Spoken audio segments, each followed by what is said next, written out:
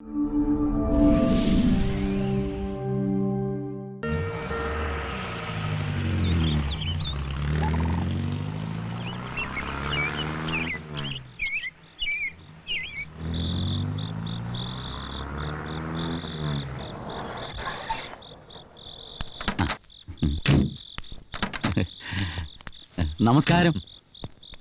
താനെന്തോടെ പറഞ്ഞാ പാർട്ടിക്ക് വരാഞ്ഞത്? എങ്ങനെ വരാനാ സാറേ, ഞാനിവിടെ ഇല്ലെങ്കിലുള്ള അവസ്ഥ സാറിന് അറിയാവല്ലോ. കുരുത്തംകൊട്ട കുറെ പിള്ളേരുണ്ട് ഇവിടെ. വല്ല കന്നന്തരവും കാണിച്ചാ പിന്നെ കേസരി എങ്ങനോട് ഞാൻ സമാധാനം പറയണ്ടേ? ശരിക്കും കണ്ടോണം. ഇതാണ് നമ്മുടെ ശ്രീമതി. നമസ്കാരം. പെട്ടി സാധനം എടുത്ത് അത്തേക്ക്. എന്തോ ആദ്യം ചൂടോടെ 2 ചായ വേണം. Okay sir.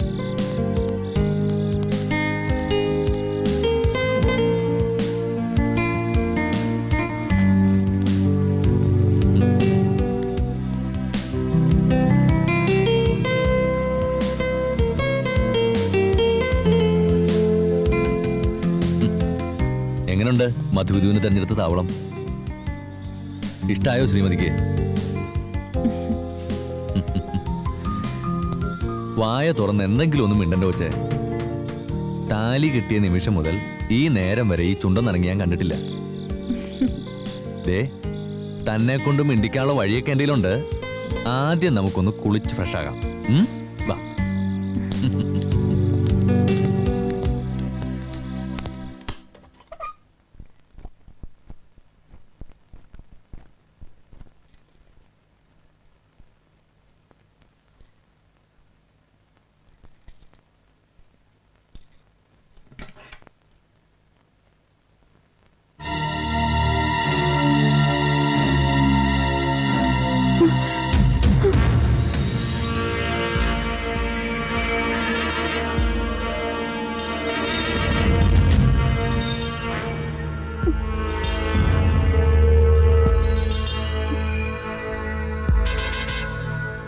Mrs Sukanya Sreeharshan.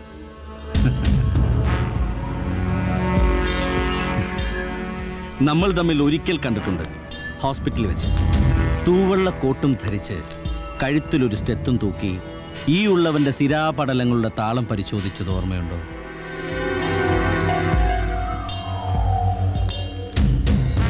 Sreeharshan എനിക്ക് വളരെ വേണ്ടപ്പെട്ടവനാണ്. പക്ഷെ ഒരു പ്രത്യേക സ്വഭാവക്കാരനാണ്. എന്ത് പ്രസ്ഥാനം തുടങ്ങിയാലും ഞാൻ ഉദ്ഘാടനം ചെയ്യണമെന്ന വാശി അവന്. നിർബന്ധിച്ചാൽ പിന്നെ നിരാശപ്പെടുത്താൻ പറ്റുമോ?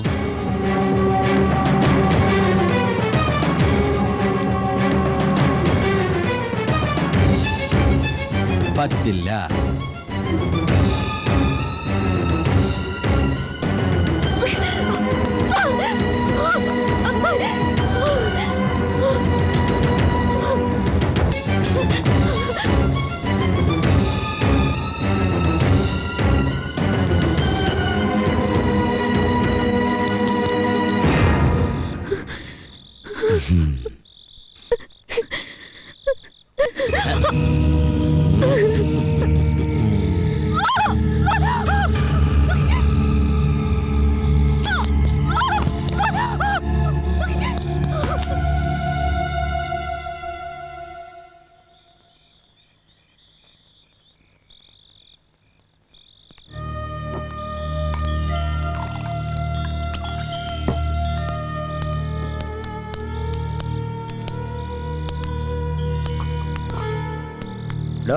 മതിയാക്കെ നിർത്ത. ഹർഷ, ആ പെങ്കൊച്ചു വല്ലാതെ പേടിച്ചിരിക്കുക. ഇന്നിനി അങ്ങോട്ട് പോകണ്ട, കിടന്നുറങ്ങിക്കോട്ടെ. പറഞ്ഞത് മനസ്സിലായോ? താലി കെട്ടിയ അധികാരമൊന്നും ഇന്ന് കാണിക്കണ്ടെന്ന്. അതിനൊക്കെ സമയമുണ്ട്.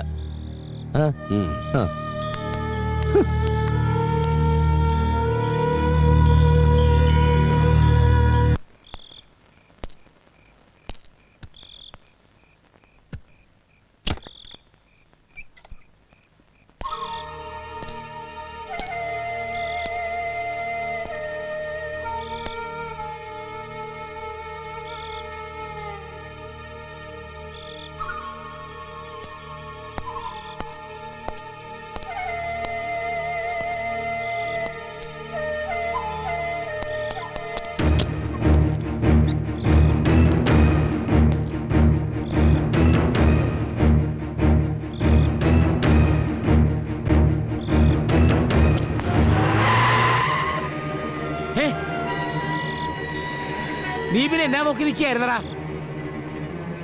എടാ പൊലമ്പിക്കൊണ്ട് നിൽക്കാൻ എവിടെയെങ്കിലും പോയി തപ്പി എടുക്കടാ. ആ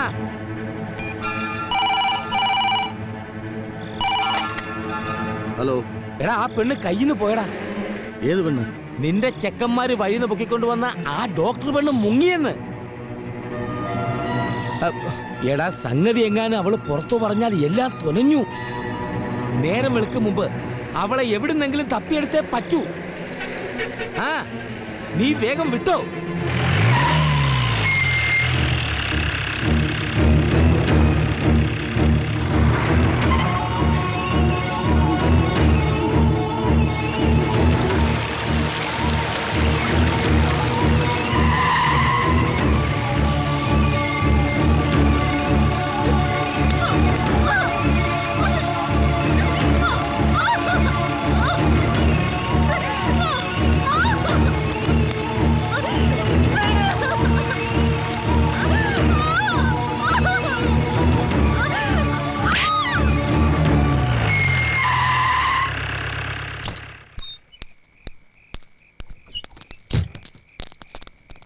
എന്താടാ കിട്ടിയോ? ആ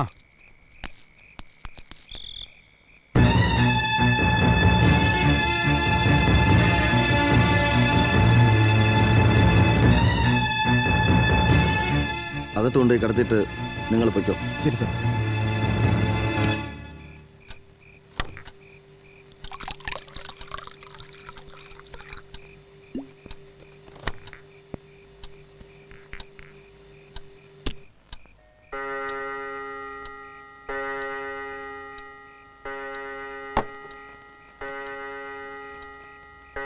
വിദ്യാർത്ഥി പ്രസ്ഥാനത്തിൽ കത്തിജ്വലിച്ചു നിന്ന് പഴയ university union chairman Eby Cheriyan Kerala രാഷ്ട്രീയത്തിലെ കൂലിത്തല്ലുകാരനായി മാറിയതെങ്ങനെയെന്ന് എനിക്ക് തന്നെ അറിയില്ല. ക്യാമ്പസിലെ മിണ്ടാപ്പൂച്ചയായ പഴയ പട്ടത്തിക്കുട്ടി ഇന്ന് ഈ അവസ്ഥയിൽ എൻ്റെ മുമ്പിലിരിക്കാനും ഞാൻ തന്നെ കാരണക്കാരനായി. ആർക്കും ഒരു ദ്രോഹം ചെയ്യാത്ത എന്നെ എന്തിനാണ് ഇങ്ങനെ? ആർക്ക് വേണ്ടി? മാമാജിക്ക് വേണ്ടി. ബാബുജി എന്ന പൊളിറ്റിക്കൽ ജീനിയസിനെ ഉപയോഗപ്പെടുത്തി എല്ലാം നേടിയെടുക്കുന്ന ഹിറ്റ്ലറാണ് അയാൾ. അയാളുടെ ആജ്ഞാനിവർത്തി മാത്രമാണ് ഞാനിപ്പോൾ. സർവീസിൽ നിന്നും പിരിഞ്ഞെങ്കിലും ഭരണസ്വാധീനത്തിൽ പോലീസിനെ അടക്കി ഭരിക്കുന്നത് ഇപ്പോഴും അയാളാണ്. മെഡിക്കൽ കോളേജിൽ വെച്ച് ബാബുജി തന്നെ കണ്ടുമുട്ടി ഇഷ്ടപ്പെട്ട നിമിഷം തന്നെ പിടിച്ചുകൊണ്ട് ചെല്ലാനുള്ള ആജ്ഞ എനിക്ക് മാമാജിയിൽ നിന്നും കിട്ടിക്കഴിഞ്ഞിരുന്നു. ഞാൻ പറഞ്ഞയച്ച 4-5 പേർ അന്നു മുതൽ തൻ്റെ പിന്നാലെ ഉണ്ടായിരുന്നു. അന്ന് ഗസ്റ്റ് ഹൗസിൽ കാത്തിരുന്ന ബാബുജി ഏതോ ഒരു പത്രക്കാരൻ്റെ സാന്നിധ്യം അറിഞ്ഞാണ് പിന്തിരിഞ്ഞത്. അയാളുടെ നിർദ്ദേശപ്രകാരം വ്യഭിചാര കുറ്റത്തിന് കേസെടുത്തപ്പോഴും ഫോട്ടോ ഇല്ലാത്ത ആ വാർത്ത തറവാട്ട് പത്രത്തിൽ അച്ചടിച്ചു വന്നപ്പോഴും അത് ഈ സുകന്യാണെന്ന് ഞാൻ അറിഞ്ഞിരുന്നില്ല. പിന്നീടുണ്ടായതൊന്നും എനിക്കറിയില്ല. എല്ലാം മാമാജിയുടെ കൂർമ്മ ബുദ്ധിയിൽ ഉദിച്ചതാവും. തൻ്റെ കഴുത്തിൽ താലി കെട്ടിയ ശ്രീഹർഷനാണ് മാമാജിയുടെ കയ്യിലെ ശബ്ദിക്കുന്ന ഗൺ. അയാളുടെ അച്ഛനും അനുജത്തിമാർക്കും ഇതൊന്നും അറിയില്ലേ? അച്ഛനോ? ആര്? കേസരി അവൻ്റെ അച്ഛനുമല്ല, മറ്റാരും ആർക്കും ബന്ധുക്കളുമല്ല. ഭരണസ്വാധീനത്തിൻ്റെ പച്ചയിൽ മാമാജി നടത്തുന്ന ഒരു നക്ഷത്ര വേശ്യാലയം. തൊട്ടയൽപ്പക്കക്കാർക്ക് പോലും സംശയം തോന്നാതിരിക്കാൻ ഖാദിയുടെ ഗന്ധം പുരട്ടിയ ഒരു പുകമറ. സുകന്യയെപ്പോലെ ഏതോ ദുരന്തത്തിലൂടെ അകപ്പെട്ടു പോയവരാണ് താൻ പറഞ്ഞ ഈ അനുജത്തിമാർ. മാമാജിക്ക് വേണ്ടപ്പെട്ട രാഷ്ട്രീയ ആചാര്യന്മാർക്കിടയ്ക്കിടെ വന്ന് നേരം പോക്കും നെറുകേടും കാട്ടാനുള്ള ഒരു സുഖവാസ കേന്ദ്രം. അതാണ് ഗ്രാമം. അവിടുത്തെ ഒരു അന്തേവാസിയാകാനാകും ഇനി തൻ്റെ വിധി. ഇതിൽ നിന്ന് രക്ഷപ്പെടാൻ ഇനി ഒരു വഴിയേ ഉള്ളൂ. നമ്മൾ തമ്മിൽ കണ്ടിട്ടില്ല. എങ്ങോട്ട് വേണമെങ്കിലും ഓടി രക്ഷപ്പെടാം. എങ്ങോട്ട്? എങ്ങോട്ടേക്ക് ഞാൻ പോകേണ്ടത്? മംഗല്യം ചാർത്തി കൊണ്ടുപോയ ഭർത്താവ് മറ്റൊരാൾക്ക് കാഴ്ചവെച്ചെന്നും പറഞ്ഞ് വീട്ടിലേക്ക് തിരിച്ചു ചെല്ലാനോ? ഇനി ഒരു ദുരന്തം കൂടി സഹിക്കാനുള്ള കേൾപ്പില്ല എന്റെ അച്ഛന്. മരിക്കാനായി ഇറങ്ങി പുറപ്പെട്ടവളാണ് ഞാൻ. ഇപ്പൊ എനിക്ക് ജീവിക്കണമെന്ന് തോന്നുന്നു. എന്റെ അനുജത്തിമാർക്ക് ഈ ഗതി വരാതിരിക്കാൻ ശ്രീഹർഷന്റെ ഭാര്യയായി തന്നെ എനിക്ക് ജീവിക്കണം. സുകന്യ. അതെ, ഇനി എന്താ വേണ്ടതെന്ന് എനിക്കറിയാം. ഏൽപ്പിച്ച ജോലി എബി പൂർത്തിയാക്കണം. മാമാജിയുടെ കണ്ണിൽ ഒരു കരടായി മാറരുത്.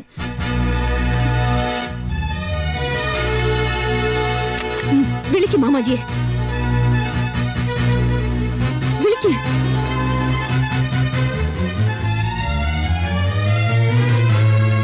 Wang AB.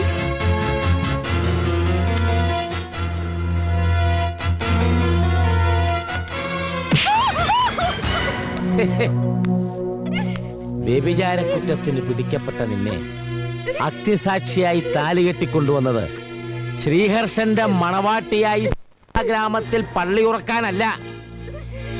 ഞാൻ പറയുന്ന എല്ലാവരുടെയും മുന്നിൽ നീ അഴിഞ്ഞാടേണ്ടി വരും, അല്ലെങ്കിൽ ഞാൻ ആടിക്കും. എതിർക്കാനാണ് ഭാവമെങ്കിൽ രണ്ടെണ്ണം കൂടി കിടപ്പില്ലേ നിന്റെ ആ പട്ടരുതെരുവിൽ. ഇനി ആ പടിക്ക് ചിന്തിക്കും ഞാൻ. എന്നെ കൊണ്ടത് ചിന്തിപ്പിക്കലേ മോളെ. ഈ കാര്യത്തിൽ ഞാൻ ശകലം വാശിക്കാരനാണ്. അനുസരണയോടെ ജീവിച്ചാൽ നിനക്കെല്ലാ സൗഭാഗ്യങ്ങളും കിട്ടും. നിന്റെ അച്ഛനും അനുജത്തിമാർക്കും വേണ്ടി നീ ആവശ്യപ്പെടുന്ന എന്തും ഞാൻ തരും. പക്ഷേ നാടകത്തിലെ കഥാപാത്രങ്ങളെ പോലെ നീ ശരിക്കൊന്ന് അഭിനയിക്കണം. യഥാർത്ഥ ജീവിതത്തിന്റെ മുഖം നീ എപ്പോഴെങ്കിലും തുറന്നു കാട്ടിയാൽ പിന്നെ എന്താ നടക്കുക എന്ന് ഞാൻ പറയണ്ടല്ലോ. താലി കെട്ടിയവൻ കാണിച്ച ചെറ്റത്തരത്തെ കുറിച്ച് ഗാന്ധിയനായ അവന്റെ അച്ഛനോ സഹോദരിമാരോ ഒരിക്കലും അറിയരുത്. ചുറ്റുപാടുമുള്ള സമൂഹത്തെ ബോധ്യപ്പെടുത്താൻ കഴിഞ്ഞതെല്ലാം മറന്ന് നീ അഭിനയിച്ചേ പറ്റൂ. നാളെ ഗ്രാമത്തിലേക്ക് മടങ്ങിയെത്തുമ്പോൾ മധുവിധു കഴിഞ്ഞെത്തുന്ന ശ്രീഹർഷന്റെ ഭാര്യ മാത്രമായിരിക്കണം നീ. എല്ലാ അർത്ഥത്തിലും. മനസ്സിലായില്ലേ?